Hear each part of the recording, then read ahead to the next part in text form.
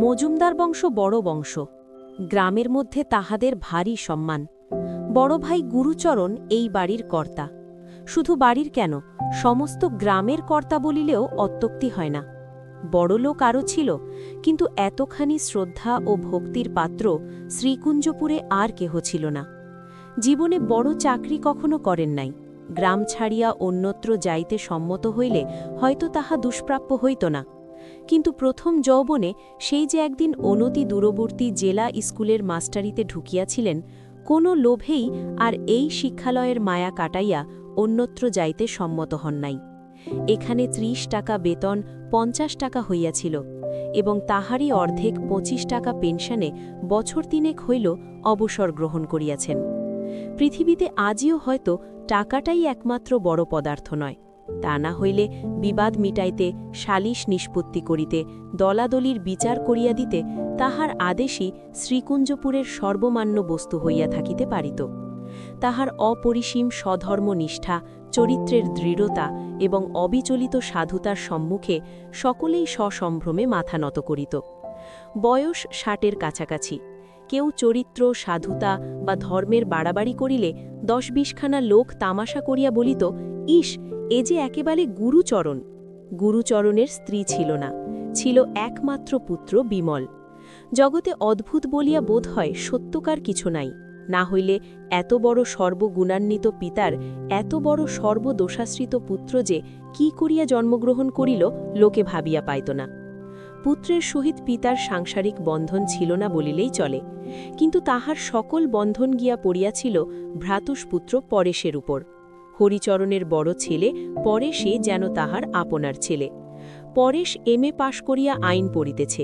তাহাকে বর্ণ পরিচয় হইতে আরম্ভ করিয়া আজিও সমস্ত পড়া তিনিই পড়াইয়া আসিতেছেন। বিমল যে কিছু শিখিল না, এই দুঃখ তাহার এক পরেশ হইতে মিটিয়াছে। ছোট ভাই হরিচরণ এতদিন বিদেশে সামান্য চাকরি করিতেছিল। হঠাৎ লড়াইয়ের পরে কি জানি কেমন করিয়া সে বড়লোক হইয়া চাকরি ছাড়িয়া বাড়ি চলিয়া আসিল। লোককে চড়া সুদের টাকা ধার দিতে লাগিল। স্ত্রীর নামে একটা বাগান খরিদ করিয়া ফেলিল, এবং আরও দু-একটা কি কাজ করিল, যাহাতে তাহার টাকার গন্ধ ৫-৭ গ্রামের লোকের নাকে পৌঁছিতে বিলম্ব হইল না। একদিন হরিচরণ আসিয়া সবিনয় কহিল, দাদা, অনেকদিন ধরেই আপনাকে একটা কথা বলবো ভাবছি। গুরুচরণ কহিল, বেশ বল। হরিচরণ ইতস্তত করিয়া বলিল, আপনি একলা আর কত পারবেন, বয়সও হল। গুরুচরণ কহিল, হল বই কি, ৬০ চলছে। হরিচরণ কহিল, তাই বলছিলাম, আমি তো এখন বাড়িতেই রইলাম, বিষয় আশয়গুলো সব এলোমেলো হয়ে রয়েছে, একটু চিহ্নিত করে নিয়ে যদি আমি। গুরুচরণ ক্ষণকাল ছোট ভাইয়ের মুখের প্রতি চাহিয়া থাকিয়া কহিল, বিষয় আশয় আমাদের সামান্যই, আর তা এলোমেলো হয়েও নেই, কিন্তু তুমি কি পৃথক হবার প্রস্তাব করছ? হরিচরণ লজ্জায় জিভ কাটিয়া কহিল, আজ্ঞে না না, যেমন আছে, যেমন চলছে তেমনই সব থাকবে, শুধু যা যা আমাদের একটু চিহ্ন দিয়ে নেওয়া। আর রান্নাবান্নাটাও বড় ঝঞ্ঝাটের ব্যাপার, সমস্ত একই থাকবে, তবে ডালটা ভাতটা আলাদা করে নিলে, বুঝলেন না? গুরুচরণ বলিলেন, বুঝিছি বই কি, বেশ, কাল থেকে তাই হবে। হরিচরণ জিজ্ঞাসা করিল, চিহ্নটা কিভাবে দেবেন স্থির করেছেন? গুরুচরণ কহিলেন, স্থির করার তো এতদিন আবশ্যক হয়নি, তবে আজ যদি হয়ে থাকে, আমার ৩ ভাই, ৩ অংশ, সমান ভাগ করে নিলেই হবে। হরিচরণ আশ্চর্য হইয়া বলিল, ৩ অংশ কিরকম? মেজবউ বিধবা, ছেলেপুলে নেই, তার আবার অংশ কি? ২ ভাগ হবে। গুরুচরণ মাথা নাড়িয়া বলিলেন, না, ৩ ভাগ হবে। মেজবৌমা আমার শ্যামাচরণের বিধবা, যতদিন বেঁচে আছেন অংশ পাবেন বই কি। হরিচরণ রুষ্ট হইল, কহিল, আইনে পেতে পারে না, শুধু খেতে পড়তে পেতে পারে। গুরুচরণ কহিলেন, সে তো পারেই, কেননা বাড়ির বউ। হরিচরণ কহিল, ধরুন কাল যদি বিক্রি করতে কিংবা বাধা দিতে চায়? গুরুচরণ বলিলেন, আইনে যদি সে অধিকার দেয় তিনি করবেন। হরিচরণ মুখ কালো করিয়া বলিল, করবেন বই কি। পরদিন হরিচরণ দড়ি লইয়া ফিতা লইয়া বাড়িময় মাপজোক করিয়া বেড়াইতে লাগিল। গুরুচরণ জিজ্ঞাসাও করিলেন না, বাধাও দিলেন না। দিন ২-৩ পরে ইট কাঠ বালি চুন আসিয়া পড়িল। বাড়ির পুরানো ঝি আসিয়া খবর দিল, কাল থেকে রাজমিস্ত্রি লাগবে, ছোটবাবুর পাঁচিল পড়বে। গুরুচরণ সহাস্যে কহিলেন, সে তো দেখতেই পাচ্ছি গো, বলতে হবে কেন। দিন ৫-৬ পরে একদিন সন্ধ্যার পরে দ্বারের বাহিরে পদশব্দ শুনিয়া গুরুচরণ মুখ বাড়াইয়া দেখিয়া জিজ্ঞাসা করিলেন, পঞ্চুরমা কি গা? পঞ্চুরমা বহুদিনের দাসী, সে ইঙ্গিতে দেখাইয়া বলিল, মেজ বৌমা দাঁড়িয়ে আছেন বড়বাবু। বড় বউয়ের মৃত্যুর পর হইতে বিধবা ভ্রাতৃবধূই এ সংসারের গৃহিণী। তিনি অন্তরাল হইতে ভাসুরের সহিত কথা কহিতেন। মৃদুকণ্ঠে কহিলেন, শ্বশুরের ভিটেতে কি আমার কোনো দাবি নেই যে ছোট বউয়েরা আমাকে অহরহ বালমন্দ করছে? গুরুচরণ কহিলেন, আছে বই কি বৌমা, যেমন তাদের আছে ঠিক তোমারও তেমনি আছে। পঞ্চুর মা বলিল, কিন্তু এমন ধারা করলে তো বাড়িতে আর টিকতে পারা যায় না। গুরুচরণ সমস্ত শুনিতেছিলেন। ক্ষণকাল চুপ করিয়া থাকিয়া বলিলেন, পরেশকে আসতে চিঠি লিখে দিয়েছি পঞ্চুরমা, একবার সে এসে পড়লেই সমস্ত ঠিক হয়ে যাবে। এ কটা দিন তোমরা একটু সহ্য করে থাকো। মেজবউ ইতস্তত করিয়া কহিল, কিন্তু পরেশ কি? গুরুচরণ বাধা দিয়া কহিলেন, কিন্তু নয় মেজ বৌমা, আমার পরেশের সম্বন্ধে কিন্তু চলে না। হরি তার বাপ বটে, কিন্তু সে আমারই ছেলে। সমস্ত পৃথিবী যদি একদিকে যায় তবু সে আমারই। তার জ্যাঠামশাই যে কখনো অন্যায় করে না, এ যদি সে না বোঝে তো বৃথাই এতদিন পরের ছেলেকে বুক দিয়ে মানুষ করে এলাম। দাসী কহিল, সে আর বলতে, সে বছর মায়ের অনুগ্রহ হলে তুমি ছাড়া আর জমের মধ্যে থেকে তাকে কে কেড়ে আনতে পারত বড়বাবু? তখন কোথায় বা ছোটবাবু আর কোথায় বা তার সৎমা? ভয়ে একবার দেখতে পর্যন্ত এলো না। তখন একলা জ্যাঠামশাই, কিবা দিন কিবা রাত্রি। মেজবৌমা বলিলেন, পরেশের নিজের মা বেঁচে থাকলেও হয়তো এতখানি করতে পারতেন না। গুরুচরণ কুণ্ঠিত হইয়া উঠিলেন, কহিলেন, থাক মা ও সকল আলোচনা। তাহারা প্রস্থান করিলে বৃদ্ধের চোখের সম্মুখে যেন বিমল এবং পরেশ আসিয়া পাশাপাশি দাঁড়াইল। জানালার বাহিরে অন্ধকার আকাশের প্রতি চাহিয়া অকস্মাৎ মুখ দিয়া দীর্ঘশ্বাস পড়িল। তাহার পরে মোটা বাঁশের লাঠিটি হাতে তুলিয়া লইয়া সরকারদের বৈঠকখানায় পাশা খেলিতে চলিয়া গেলেন। পরদিন দুপুরবেলা গুরুচরণ ভাত খাইতে বসিয়াছিলেন। বাটির উত্তর দিকের বারান্দার কতকটা অংশ ঘিরিয়া লইয়া হরিচরণের রান্নার কাজ চলিতেছিল। ততা হইতে তীক্ষ্ণ নারীকণ্ঠে কি কটু কথায় যে বাহির হইয়া আসিতেছিল তাহার সীমা নেই। তাহার আহানের যথেষ্ট বিঘ্ন ঘটিতেছিল, কিন্তু সহসা পুরুষের মোটা গলা আসিয়া যখন তাহাতে মিশিল, তখন ক্ষণকালের জন্য তিনি কান খাড়া করিয়া শুনিয়া হঠাৎ উঠিয়া দাঁড়াইলেন।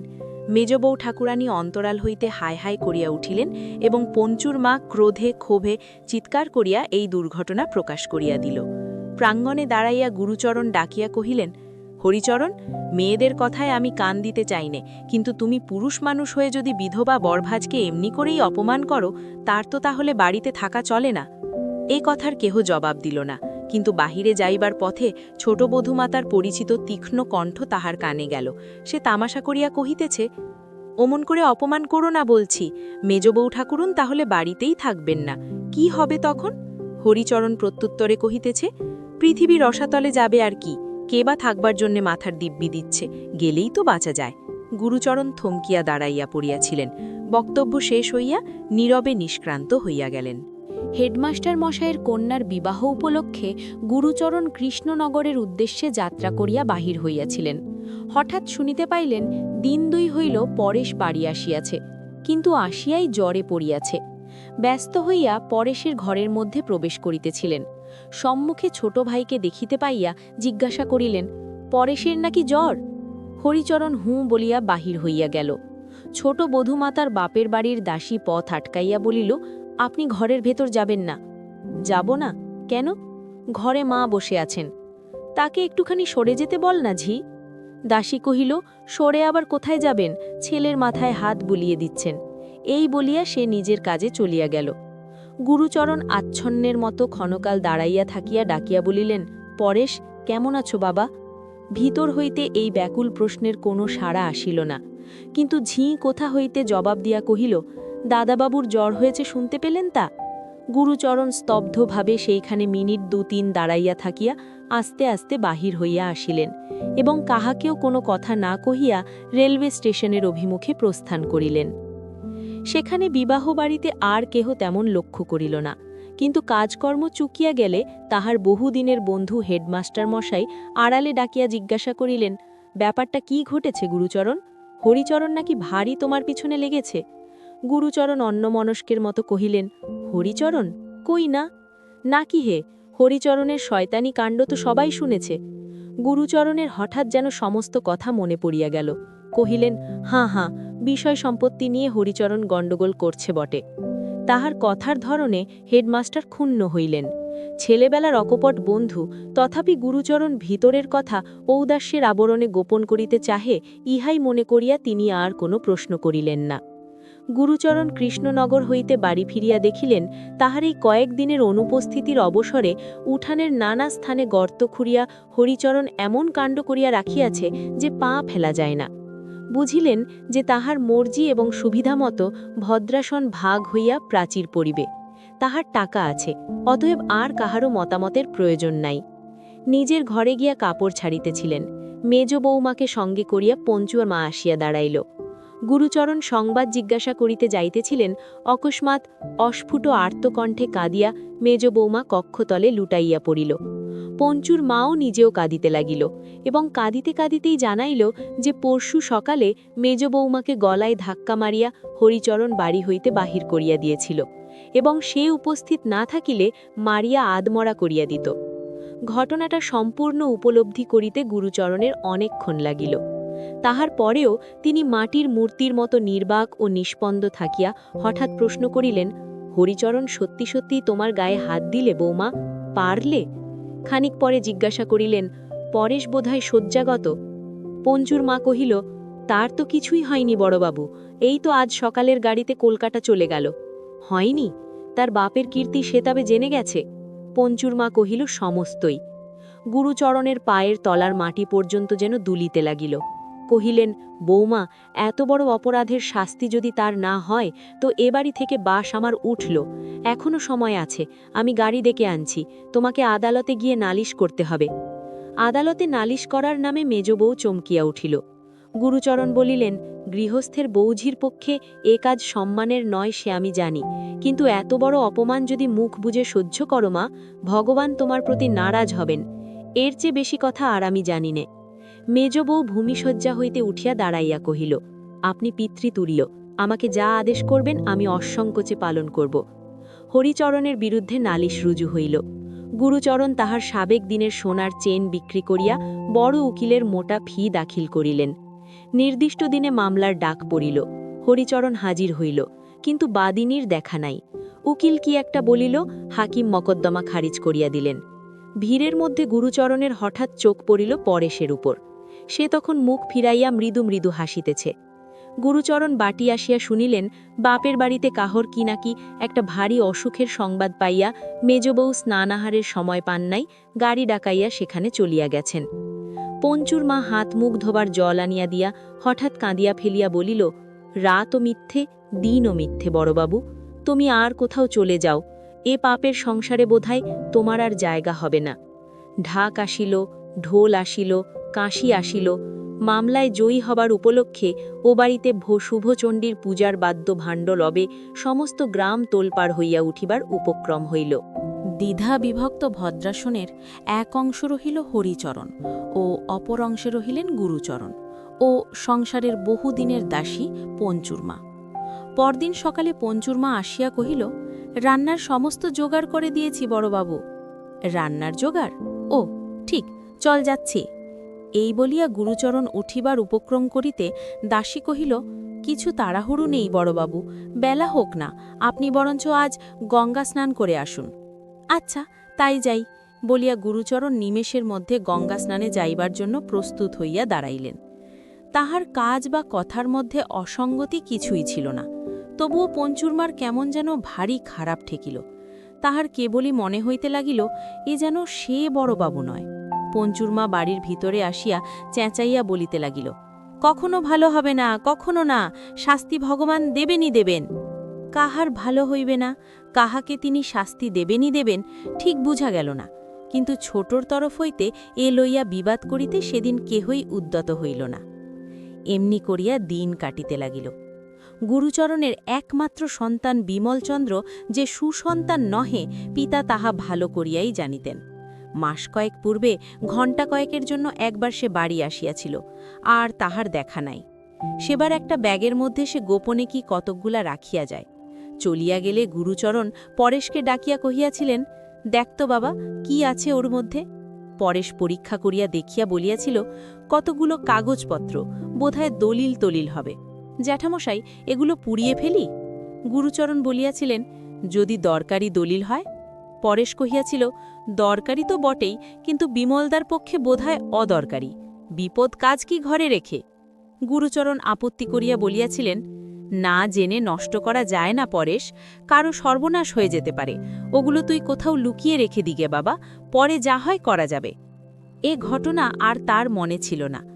আজ সকালে গঙ্গা স্নান করিয়া আসিয়া রাঁধিতে যাইতেছিলেন, অকস্মাৎ সেই ব্যাগ হাতে পরেশ, হরিচরণ, গ্রামের জন কয়েক ভদ্রব্যক্তি এবং পুলিশের দারোগা কনস্টেবলের দল আসিয়া উপস্থিত হইল। ঘটনাটা সংক্ষেপে এই যে বিমল ডাকাতির আসামি, সম্প্রতি ফেরার। খবরের কাগজে খবর পাইয়া পরেশ পুলিশের গোচর করিয়াছে। ব্যাগটা এতদিন তাহার কাছেই ছিল। বিমল মন্দ ছেলে, সে মদ খায়, আনুষঙ্গিক দোষও আছে। কলিকাতায় থাকিয়া কি একটা সামান্য চাকরি করিয়া সে এইসব করে, কিন্তু সে ডাকাতি করিতে পারে এই সংশয় পিতার মনের মধ্যে কখনো স্বপ্নেও উদয় হয় নাই। কিছুক্ষণ নির্নিমেষ দৃষ্টিতে পরেশের মুখের প্রতি গুরুচরণ চাহিয়া রহিলেন।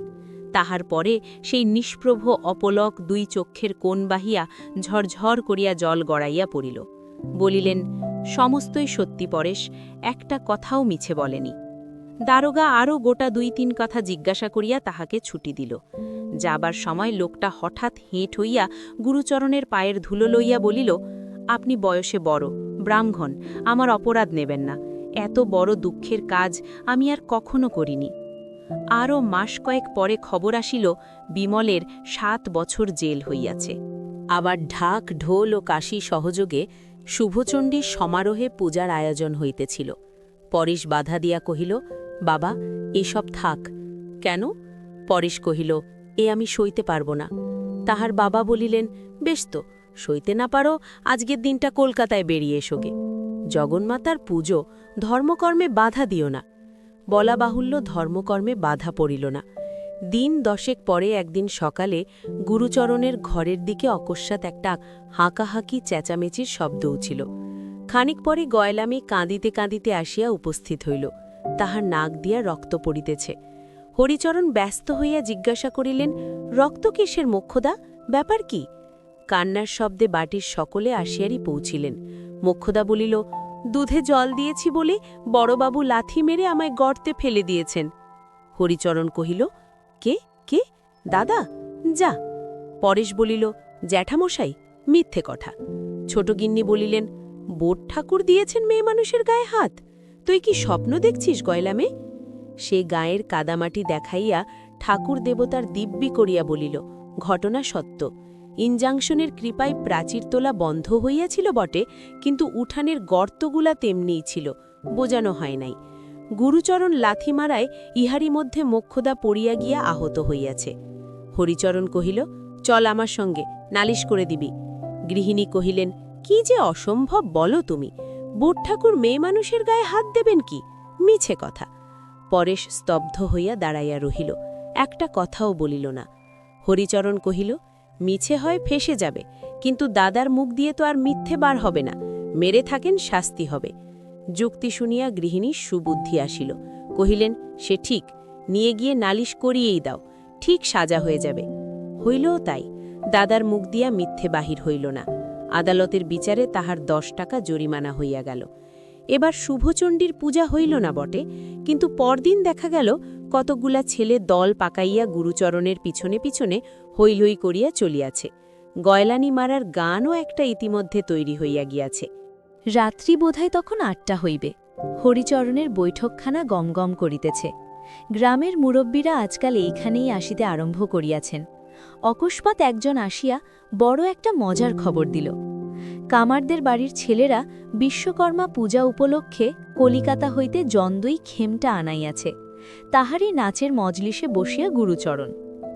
হরিচরণ হাসিয়া লুটাইয়া পড়িয়া কহিল, পাগল পাগল, শোন কথা একবার।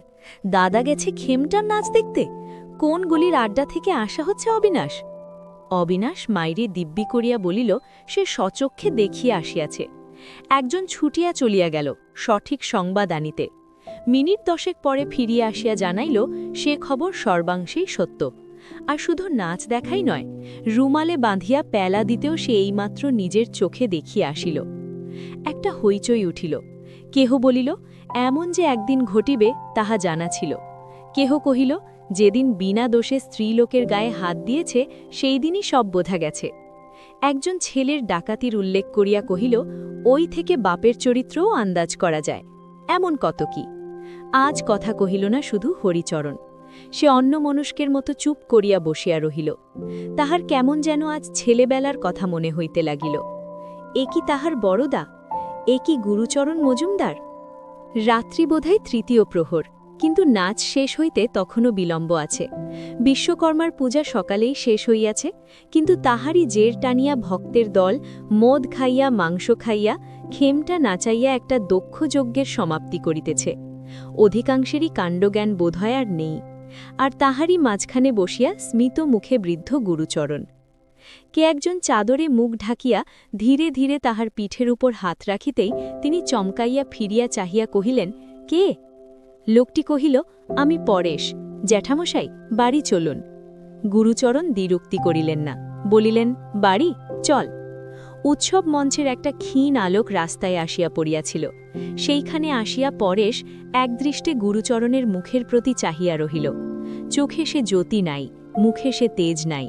সমস্ত মানুষটাই যেন ভূতাবিষ্টের ন্যায় এতদিন পরে তাহার চোখ দিয়া জল পড়িতে লাগিল, এবং এতদিন পরে আজ তাহার চোখে ঠেকিল লোকের কাছে জ্যাঠামশাইয়ের জন্য লজ্জা পাইবার আর কিছু নাই। এই অর্ধ সচেতন দেহ ছাড়িয়া তিনি অন্তর্হিত হইয়া গেছেন। কহিল, আপনার কাশী যাবার বড় ইচ্ছে জ্যাঠামশাই, যাবেন? গুরুচরণ কাঙালের মতো বলিয়া উঠিলেন, যাব পরেশ, যাব, কিন্তু কে আমাকে নিয়ে যাবে? পরেশ কহিল, আমি নিয়ে যাব জ্যাঠামশাই। তবে চল একবার বাড়ি থেকে জিনিসপত্র নিয়ে আসিগে।